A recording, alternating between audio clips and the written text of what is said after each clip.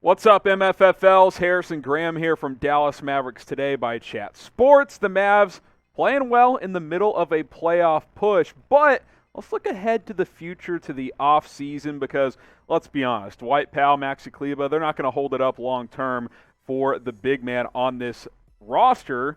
So I cooked up 3 trade ideas that the Mavs could trade for a big this offseason. We'll start with Myles Turner. We'll talk about the player, then take a look at the trade I cooked up in just a moment. Obviously, Dallas native. He's been frustrated with how things have gone in Indiana as he's been banged up, and all the chatter between him and Domantas Sabonis. Sabonis ended up getting traded.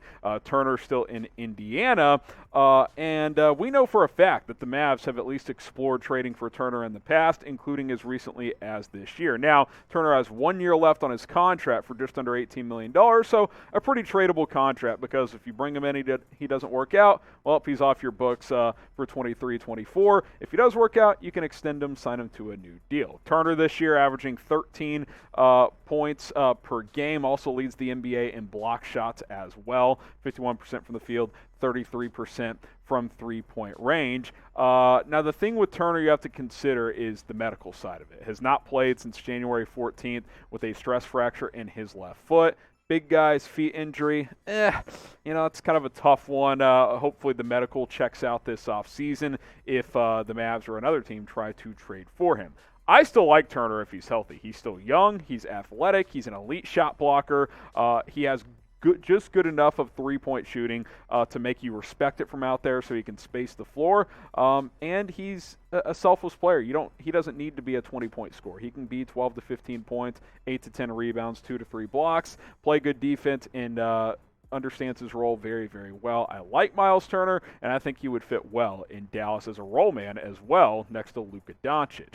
All right, let's take a look at the trade idea that we cooked up here. Myles Turner coming to Dallas for Davis Bertans, Tim Hardaway Jr., and a first-round pick. Maybe Indiana has to ship back a salary filler as well, but that would be the bulk of the trade right there. And quite frankly, I don't think it's a bad trade at all for Dallas. What do you think? Would you take Myles Turner on the Mavericks? Type Y for yes, type in for no. Get your votes in down in the comment section of this video. Would you take Myles Turner in Dallas? Now, something I'm for sure doing is going to be watching the Final Four and laying some money down for the rest of March Madness, and you guys can as well at BetUS. Go to chatsports.com/bet to get your account going. Use that promo code CHAT125 to get a 125% deposit bonus, and you guys can get started with BetUS as well and go bet on the Final Four. You can bet on the individual games. You can also bet on who you think is going to win it all. Is Coach K and Duke going to go out with a bang? They're plus 155 odds to win it all. Kansas at plus 180. Villanova at plus 450. North Carolina plus 475. I think the best value play is Villanova plus 450. I think they have a pretty decent shot of beating Kansas. Then you just got to win one game. So that might be my favorite value play. Put $10, you win 45 if Villanova wins it all. Chatsports.com/bet. Promo code is CHAT125. Let's go to our next trade target for the Dallas Mavericks, Rudy Gobert, who, the Mavs have had some battles with over the years, huh? Gobert, Donovan Mitchell, there's a bit of a strained relationship there. The Jazz will certainly try to keep Donovan Mitchell. He's a priority, but there's some chatter he may want out as well, maybe wants to go to the New York Knicks. Now, the thing with Gobert, 4 years, $170 million left on his contract, and he is 30 next year. So it's not like he's, super young either. Contract is a lot for a 30-year-old. It really is. It really, really is. And it's something you're going to have to consider if you're Dallas or another team. Now, Gobert would be a great fit because he could roll to the basket on the little pick-and-roll game with Luka. Great shot blocker, rebounds, offensive rebounds, finishing around the glass. Like, he does a lot of the dirty work. He can switch defensively. He does a lot of good stuff. But do I want to pay 4 years on $170 million for a guy who really his offensive game is just cleaning up around the glass? I don't know. Like, is the defense going to, still be elite in 3 years? Hopefully, but he is 30 next year. Look, 15 and 15 per game is great.